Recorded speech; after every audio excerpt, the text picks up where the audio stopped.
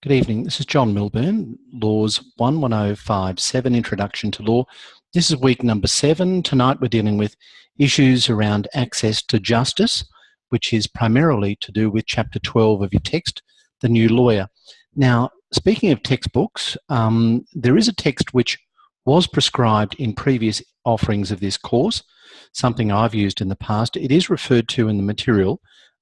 It's a book called A Practical Guide to Legal Research. Now, I haven't prescribed this term, so please ignore any reference in the material to it as prescribed reading. But if you do have a few spare dollars, if you got some cash at Christmas and you're looking for a way to spend it, it is an excellent text. So that's A Practical Guide to Legal Research. It's through Thomson Reuters. There is a third edition, and even though you may not use it much in this course, it's something that you'll find useful throughout your studies and your legal career. So keep that one in mind if you would. Now, tonight we're talking about access to justice. I'm going to ask for a single word that provides the best opportunity for people to have access to justice. And I wonder if you could provide me with, either through unmuting your microphone or using the chat facility, a single word that you think best promotes access to justice. That's a very cryptic question. I'm sorry to hit you with that first up.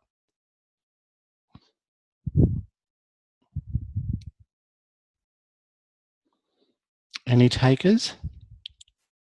Very cryptic. Yes, Alan? It'd have to be equity, wouldn't it, John? Equity, fairness, absolutely, that's great. Any other words that best encapsulate access to justice and issues to do with... I was just going to say a lawyer, but lawyer? Well, yeah, sometimes you don't have access to a lawyer, therefore, if having a lawyer is equated to access to justice, we may have some problems. But thank you, Shay. Anything else? So we've got equity or fairness. Correct me if that wasn't the context that you were thinking of equity in, Alan. All right. Look, I'm going to go with communication. Ignorance, says Rebecca. Yep, that's a good one. There's no right or wrong answer to this. In so many things in law, as I said, it's someone's interpretation. The reason I suggest communication, it's not being necessarily the right answer, is that unless we can communicate in a way that people can understand, it seems to me that they can't have access to justice. So in a society where ignorance of the law is no excuse, it seems to me that as lawyers, as a society generally, we have to be able to at least communicate the law to people so that if it's no excuse, then at least they've got a chance to understand it. And they have to be able to access the law. People need to know what the law is. So if we're going to say, all right, well, you can't afford a lawyer, too bad, but ignorance of the law is no excuse, it seems to me that people need to be able to find the law and then understand the law, which means that we're able to, collectively, we need to communicate the law to people in a way that they can understand it. So communication is key, I think, to having access to justice. And in terms of communication, of course, we're talking about being able to write well and communicate well orally. And if you have any questions or comments, please let me know. I'll just go to speaker view for a moment. And you can always use the chat facility as well. All right, so writing well. Let's talk about that for a moment. In the feedback that I've given to the assessments that you've seen already, you'll see that I'm very keen on having a situation where people can write well. Write well in the way that not just me, but commentators now ask you to write, which is in a very simple, straightforward manner. So to write well means that we're communicating with someone so that the recipient understands it. And that means bringing things back to basics. What you need to do is be able to write in a style that is both professional but easily understood. I'm just going to take you again to my sample document. I've called it up on my second screen. And I'm sorry I keep referring back to this, but it's perhaps one of the most simple ways that I can highlight my thoughts on a matter. And I just want to show you a few basic little tricks in terms of how you can use your sample document. Now, to do that, I'm going to share the screen, and you should now, shortly at least, see the second desktop. So you should be able to see the sample document. Is that right? You can see that? Just give me a little thumbs up. Yep. All right, good. So this is really basic for those of you that know your way around a Word document, and I'm using Word, I'm sorry for Mac users, but here we have, for example, the title, and I won't dwell on this long, but if you want to change the title, the way in which you do that, you can right-click on title, modify that, and if you think it's the title's too small, just change the size, and it will change it. So what you're then doing by using the styles up the top here is you're changing the way that the particular style looks throughout the document rather than just a modification. Another little thing is proofing. So if you go over here to File on the top left-hand corner and you go down to Options, you can proof your document by going into proofing, and then you can check or uncheck check certain things that you want to check about the document, and you can go to grammar. You can check the grammar or more than the grammar. You can go into the settings to have a look at what type of things you want to proof. And I'd suggest that you do that. You'll see that in this particular document, I've just about checked everything, so that when I'm presenting the document, I'm reasonably confident that everything is as it should be, because I've got all those check facilities through proofing on, and it's something that you can do to check your document. The reason I'm stressing this a bit is that so often I see documents presented to me which, with a little basic checking, could have been improved so much more. One of the easy things to do, of course, is spell check. So if we go to Review, Spelling and Grammar, we'll just do a spell check on that one.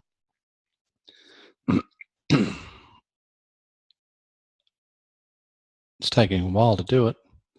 It's done it now. One of the reasons I wanted to show you that is that in proofing, I clicked a thing called Readability Statistics. Now, can you see that little box in the middle there?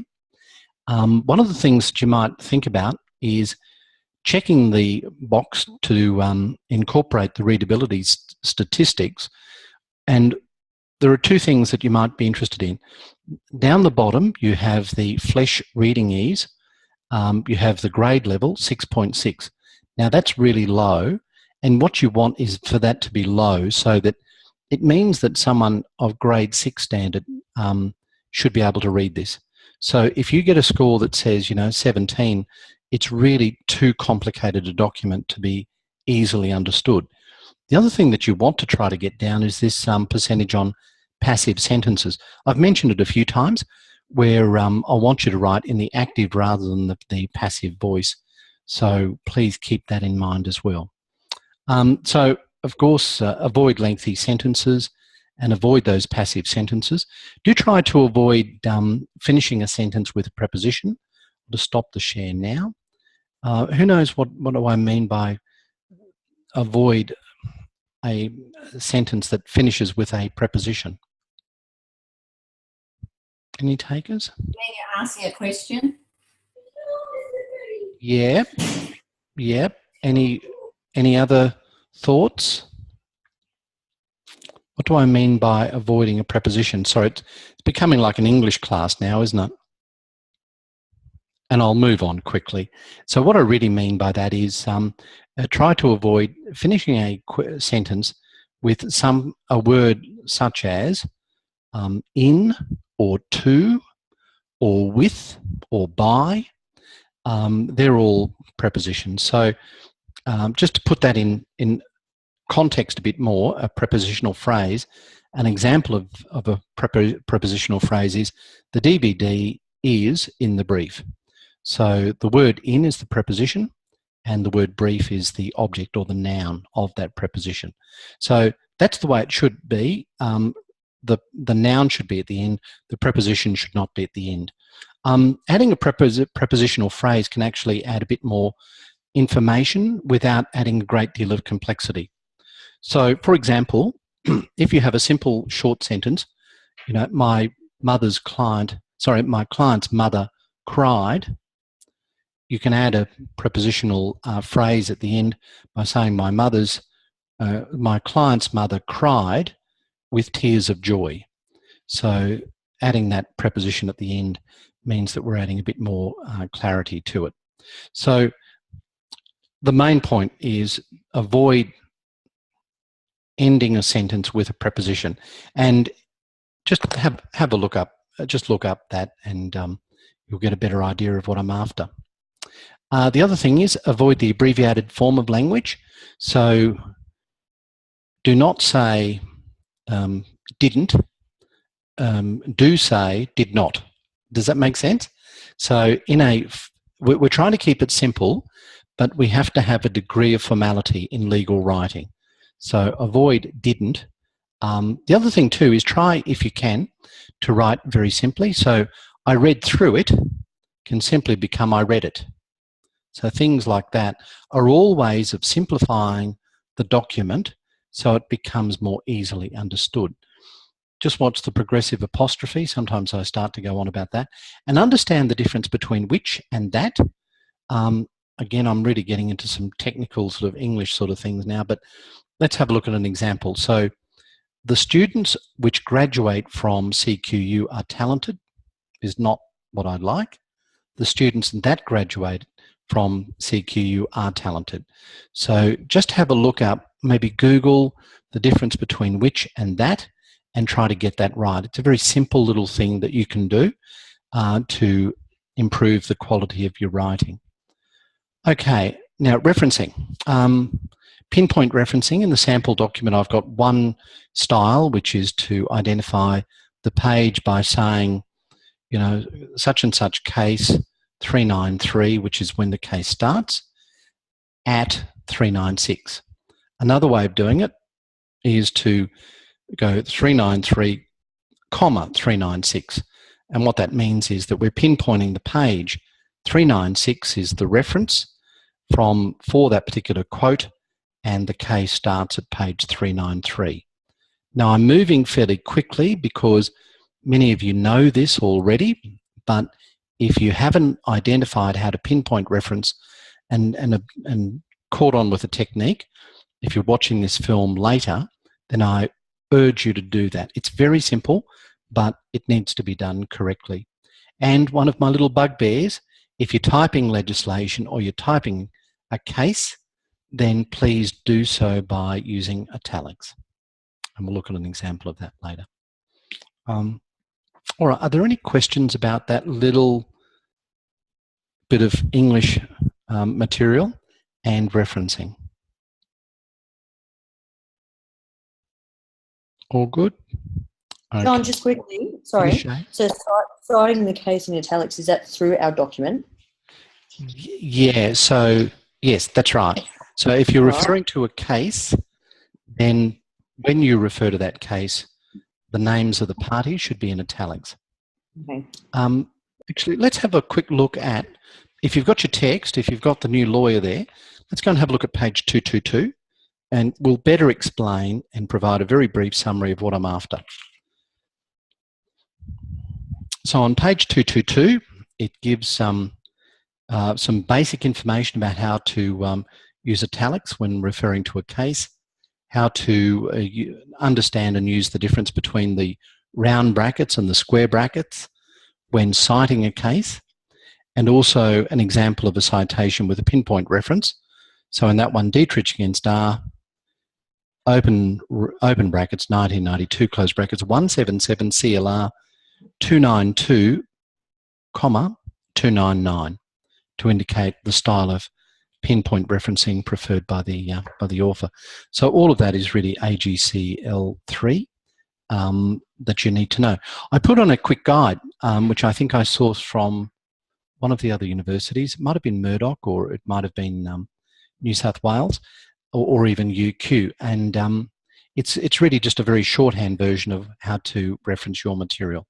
So the point I'm trying to make is, within the context of making your document simple and readable and understandable, you've still got to follow some of the basic rules that show that you know what you're doing. I hope that understands and puts what I'm trying to say in context. Look, I think we can move on. If you want some further idea of how to reference, have a look at pages 256 and 257. I think I've referred you to these pages before. It's just a couple of pages that I saw within the text that give you some good idea of what to follow. And in the feedback that I've given to students, some of it's generic. I've given some feedback to everyone saying these are the things that are important, I think. And one of the feedback items is pay careful attention to what authors do and how they go about things. Okay, now, ignorance of the law is no excuse. People need to know how to find the law in order to have access to justice. That's one of my propositions today. Let's see if called upon, we can show people how to find the law. So you've all got access to your computers. Can someone tell me how to find section 754 of the Police Powers and Responsibilities Act, Queensland? And what I'll do is I'll share the screen and you can guide me how to get there. So that's 754 of the PPRA, the Police Powers and Responsibilities Act, in Queensland. Please bear with me while I find the share screen button. All right, and you'll see my son diving into the water again. Now, does anyone want to guide me through this process? What do I do? How do I find this legislation? I'm really struggling with this, trying to find things, so I'm going to sit back and listen. Okay, now that's fine. And if we can't find it, then I'll show you the ways that I might consider trying to find it. So you should be able to see the Parliament website. Okay, so how do I go to that, Sharon? I think it's Queensland Parliament. Oh, I forget that. Hang on. All right. Parliament.qld, isn't it?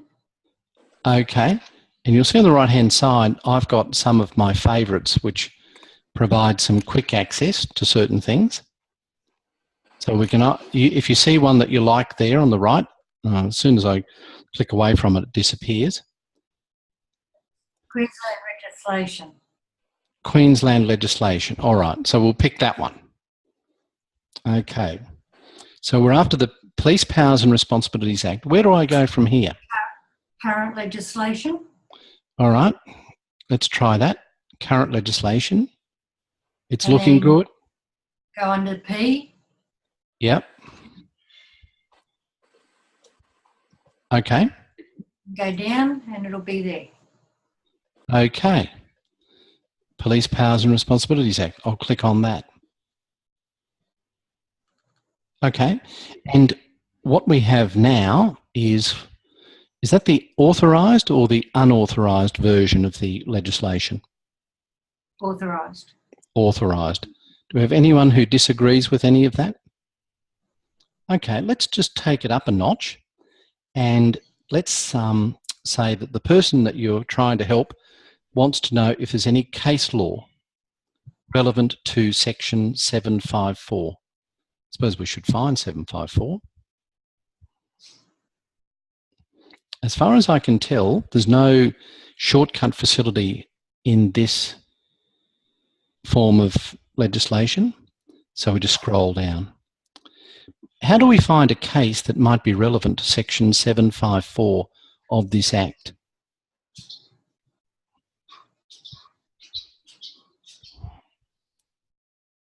Stop the share for a sec. Any takers? No. I'll give you an idea of the way I do it, but I'll give you till 3. Alan, have you got an idea? I go through Ostley. All right. So would you like me to? I'll go back to the other screen, and do you want to guide us to there? Sure. Through that? How about we do that? All right. So we're back on our other screen. Okay. So you should see the screen where we were. So I'll take that away. See Jackson swimming, and I'll see if I can find. Sorry.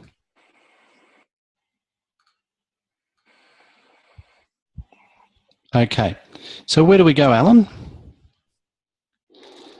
Well, I went through the library site to the law resources. Okay. Find Ostley. All right. Look, what I might do is that's perfectly legitimate, but just for the sake of speed, I'll just call it up on the screen. Okay, so where do we go from here? Queensland, over on the left-hand side. Okay, so Queensland. And then you want Queensland Consolidated Acts.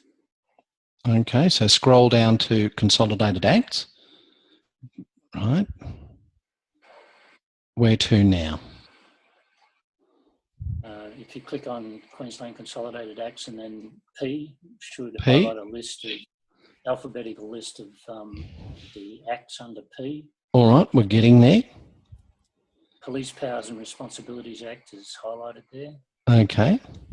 Now there are many sections in this, so we want 754, and this is one of the reasons I chose this one is to highlight. I'm actually pleased that Sharon, you came in and gave us the authorised first, and now Alan's come in with the unauthorised, but still very good, because this one does have the shortcut facility where you can go straight to the section by just clicking on it. So it can be quicker going through Ostley. All right, but the exercise is not only to find the section, but find a case or cases. If you click the note up, then you will get a whole list of references linked with that section. There you go. All right. And so very good. Thanks, Alan. Yeah, sorry. Oh, I was just going to say, if you click on one of those law site items next to any of the items there, it will take you to relevant cases, other relevant cases, I believe, or a range of them that are cited and sub-cited by others. Excellent. All right. That's great. Thank you very much. That's good. Does anyone have any other thoughts on that? But that's excellent. All right. Thank you very much. Let's just continuing on with this theme of being able to find the law. Otherwise, we can't have access to the law. Can anyone tell me how to get to section 24 of the Criminal Code, Queensland? I'll just stop the share for a moment. Does anyone want to take control? Section 24 of the Criminal Code. I'll give it a go. Good on you, Wendy. All right, I'll just share the screen again.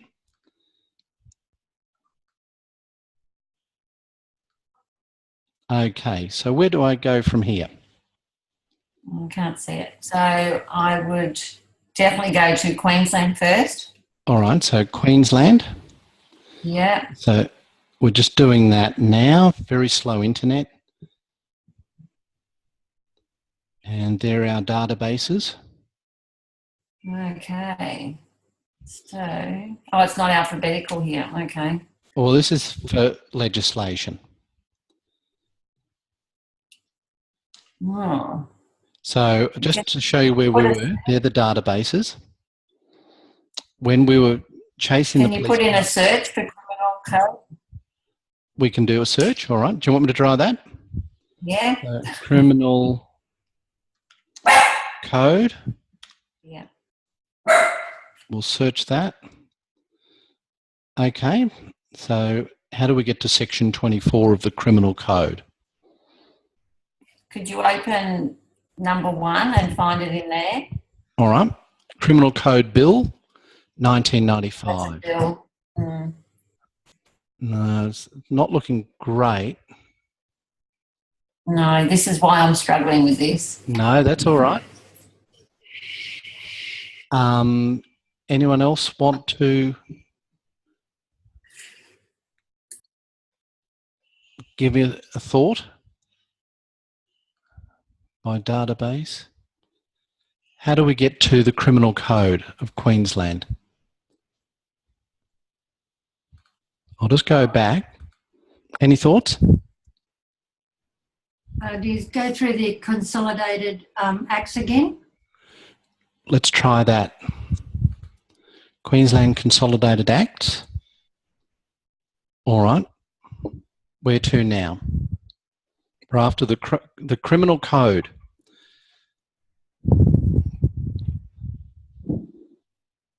Well, you would go into C, wouldn't you? We'll go to C. Pan down to criminal. So we want the Criminal Code. There it is. It's in purple. Criminal Code 1899, yeah? You can tell that I just did this afternoon. So the purple links provide a hint. Mm-hmm. All right. And section 24 is there, mistake of fact. Okay. Now, can anyone tell me if there's another service provider that will get us to the Criminal Code? Let's try Jade. All right. So I'm just going to Jade Barnett. By the way, is everyone subscribed to Jade Barnett? It's great. Okay. So we're going to Jade, the middle one. And what if this time we go, we'll use the search facility, Criminal Code. Criminal Code Act 1899. Let's try that. So there we have the Criminal Code Act. Now, you'll see here, it says section 24, mistake of fact, which is the one we want. But you'll see here that this describes the Criminal Code as a schedule, which it is, to the Criminal Code Act. So the Queensland Criminal Code is actually a schedule to the Act. And there it is there. Okay, so we click on section 24, mistake of fact, and it brings it up as it was before. Okay, so it's just a different way of getting there. What about what if we're after Schedule 2 of, no, we're after the Australian Consumer Law. Has anyone heard of I'll just stop the share for a minute. Has anyone heard of the Australian Consumer Law? It's a really important piece. Okay, so the Australian Consumer Law. We need to find that. Where do we find the Australian Consumer Law? Anyone willing to give it a go? How do we find that one? You should be able to see my other screen. Let's see if we can find it through AUSTLI. Now, is it state or federal, the Australian Consumer Law? Is it federal? Federal, okay. Yep, so Commonwealth. Well, so we'll go to Commonwealth. Go to Commonwealth on the menu. Yep. Yep. All right. And then to C. Okay. Now, why C for the Australian Consumer Law? Oh, yeah, no, A for Australian Consumer Law. Oh, don't worry. It might have been a trick question. Yeah. I may have intentionally thrown you there, but let's try it. Australian Consumer Law. Yeah. Yeah. It might be there. I don't know. Australian Consumer Law. No, can't see it. Consumer. No. All right. So C. let's try this. Let's Google. We'll go back to straightforward Google. Australian Consumer Law.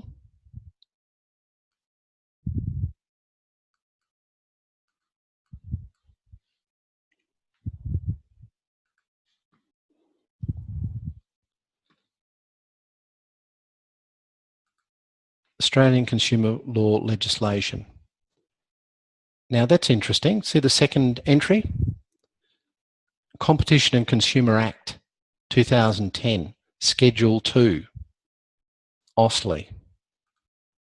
So sometimes a Google search, I did that through Bing, but you know what I mean, is a way to get there. And there is Schedule 2 to the Competition and Consumer Act. So it's the Australian consumer law is like the criminal code, a Commonwealth variation to it, in the sense that it's a schedule to legislation. Okay. The only other thing I'm going to show you is Section 16 of the Fair Trading Act, Queensland, is interesting in the context of the Australian consumer law because what it does is incorporate, see Section 16, application of the Australian consumer law. Now this is the Fair Trading Act, Queensland, and it says the Australian consumer law applies as the law of this jurisdiction. So it can be referred to as the Australian consumer law, Queensland. Okay, so it has state effect for state matters as well. Okay, thank you for bearing with me while I went through that little process. But the point that I'm really trying to make here is this. When it comes to access to justice, we need to be able to find the law. Finding the law is sometimes a little trickier than you might think. So in your first year at university studying law, basic thing you need to do is be able to put your hands quickly on the main pieces of law that might be criminal law or civil law, Commonwealth law or state law. So if you see some law, you see something in a newspaper, you might say to yourself, I wonder, okay, someone's referred to the Australian consumer law. I better know exactly how to find that, maybe pop it in my favourites, but be able to access it quickly. Okay. Did I give you an exercise a few weeks ago about communication? Just as an aside, did I give you some homework to do about showing interest in body language and all those sorts of things? No? All right. I'll have to do that sometime. Let's move on. I want to invite you to look at the think box on page 307 of your text. If we could do that, I'll go to speaker view for a moment.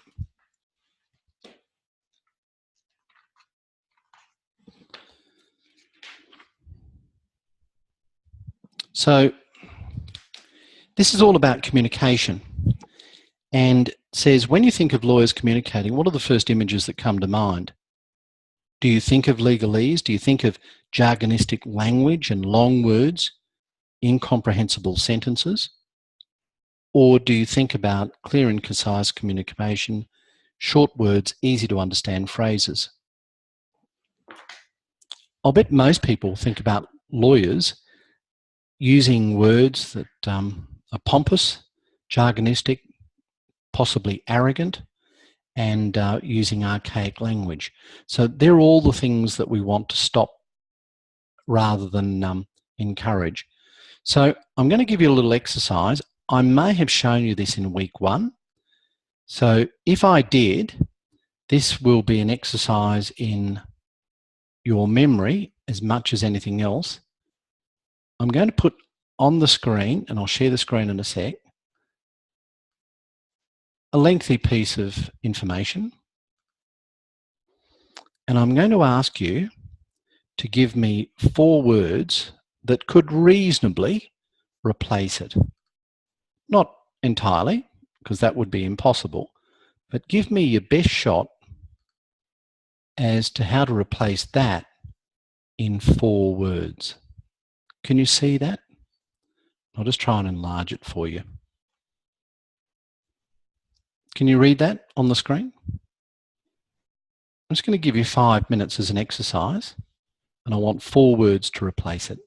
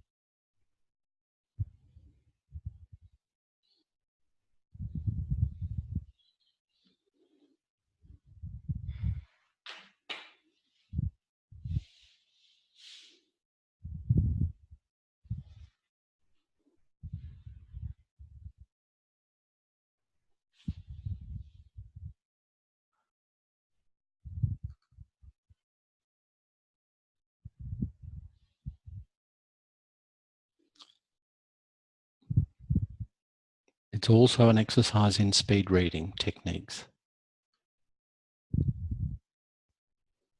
All right. If you've got some words to get, just give me the thumbs up if you're getting ready. If we've reached the end. Right. Shay's ready. Sharon's giving me the okay. I can't see everyone at the same time on the share screen facility. Dakota's ready. Wendy's ready. All right. Okay. Any thoughts? What could we say in 4 words to replace that as a reasonable thing? I didn't understand you. Yeah. I've got good written and verbal skills. Yes. Excellent. Yep. Any other thoughts? Shay, did you have one? No, I'm out of this one. No, that's all right. Shireen, did you have something? Hang on. Yes, I thought communicating collaboratively. I just thought of 2 words. You've done it in 2 words. Very good. Excellent. Sharon, did you have one? I gave you mine. Oh, you did. Sorry, you did, of course. I think Wendy, did you gave me yours as well? No, I'll give it a go. So communicate effectively and professionally. Oh, that's very good. Excellent. Dakota? I'm thinking communicate verbally and not physically, but yeah, just good communication skills require. Okay. Good communication skills required, perhaps. Excellent. Anybody else want to offer any opinions? The 4 words that I had were similar to, I think, Wendy's. Communicate simply and effectively. Now, it's a bit of a nonsense exercise in that you can't realistically get everything in there in 4 words. But you may find that you have an exercise, and certainly it's something I did during every invigilated exam. I'd give you 400 words and say reduce it down to 100. And you'll recall that I said to you at some stage earlier that it does take more effort to write a shorter document in many ways. Was it Mark Twain who said that? I'm sorry about the long letter. I didn't have time to write you a short one. So that's what we mean by that situation of writing short letters if we can, and short to the point material. Okay, so that's all about communicating simply and effectively, but at the same time doing it in a way that I will communicate effectively, says Rebecca. Yep, that's a good one too. Thank you. Okay, let's have a look at being committed to justice. Now, having access to justice means being committed to justice. There are different areas of law that you might be committed to justice. Criminal law, immigration law, human rights, mental health laws. Alan, I've enjoyed reading your material on mental health, possibly in the other subject that we're doing, but when it comes to being committed to justice, people will normally have an area where they want to promote something that they're passionate about. Are there any other areas of law that I haven't mentioned that you feel are relevant when we talk about being committed to justice?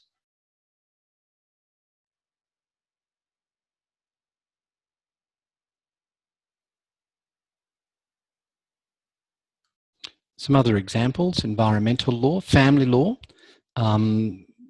domestic violence is a very important area at the moment. Anti-discrimination, child protection, yes. So these are all really good examples. And I go back to that quote of Justice Gagler from the outset of the course, that bear in mind that sometimes just doing the job well is your best way of showing your commitment to justice and doing something fairly. All right, now let's talk about procedural justice for a moment. And this is all in the topic of having access to justice. What do I mean by procedural justice? Can anyone give me any thoughts on that? Or examples?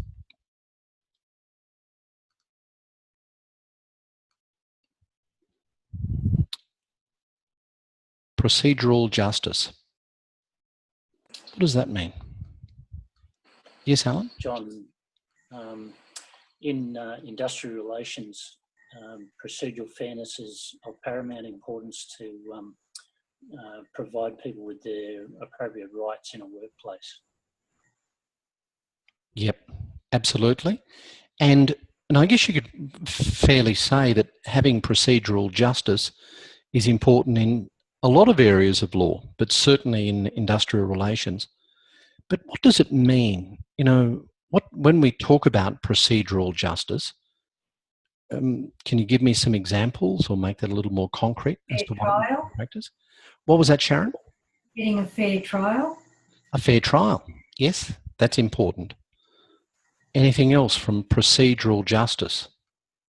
Fair hearing. Fair hearing. Yep. Fair trial. Absolutely. Shireen came in with the same info. What else is important within the context of a fair trial? Does everyone have a right to a lawyer in Australia to defend charges? Is that what we mean? Yes. Yes, I believe so. Yeah, and you can also apply for legal aid as well. Yep. So if everyone has a right to a lawyer, why do we hear so much in the press about people, legal aid not having funding and people having to represent themselves? Does that mean they should then appeal the decision? Because of the strict requirements they have in place. I think there's a means test, assets test, and most people who do represent themselves fall in between where they can't afford to pay a lawyer, and they don't meet the requirements for the legal aid means test. Exactly. Yes, I agree with that. So there are funding limits on it. And have a look at the case of Dietrich against the Crown, where the High Court came to the conclusion that, in fact, it's not always possible to fund people. So in Australia, the situation is that it is possible to have a fair trial, even though you don't have lawyers representing you. Some other things about procedural fairness are that the rules of natural justice need to be observed. That means that the decision maker is required to explain his or her reasons for the decision in full and not just give a decision. That's part of procedural fairness. Being able to test the evidence of your opponent through cross-examination is important as well. So if you give your evidence first, then your opponent gives evidence and you don't have a chance to test that evidence, then that means that you're not getting a fair trial. So if you really want to have a look at something, have a look at the rule in Brown against Dunn, Brown v. Dunn, and it's a well-known rule of evidence where you must be given a chance to test the evidence of your opponent through cross-examination. So there are some things there that you might want to consider. Have a read of the material in relation to access to justice, discrimination, and ADR.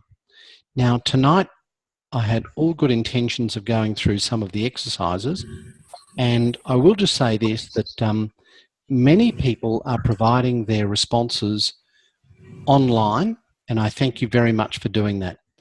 I've provided my response to exercise 7.4 today, which was to do with Jerry and the convenience store. You might recall that was the one where Jerry was potentially going to be prosecuted for selling or providing a mobile phone to a person under the age of 13. And I'm sure that some of the people that are here online tonight did provide a response to that. So I've provided my response to it. From week 5, as a means of quickly catching up, I will provide you with my examples of faulty reasoning, and thank you again for those that did provide some responses to it.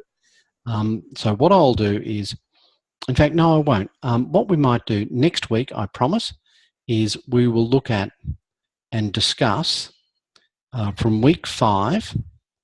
Let's have a look at 8.2, exercise 8.2.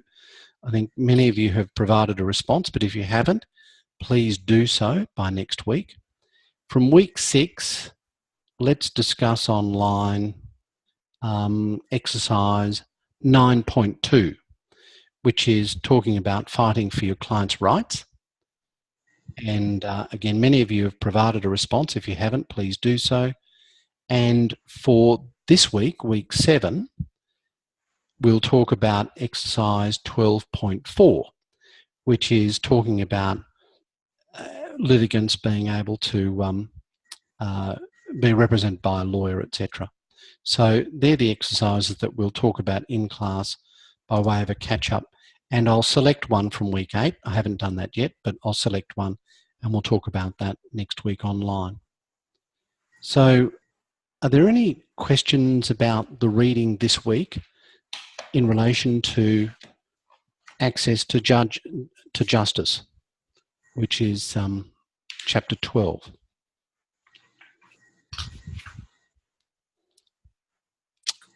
All good? Okay. All right. Well, I note the time, and thank you very much for your participation again this evening. For those of you doing statutory interpretation, we'll be back online in just over 5 minutes. But what I might do is stop the recording at this stage and start the upload process. And for those of you who want to stay online, we'll see you in 5 minutes' time. All the best. Thank you.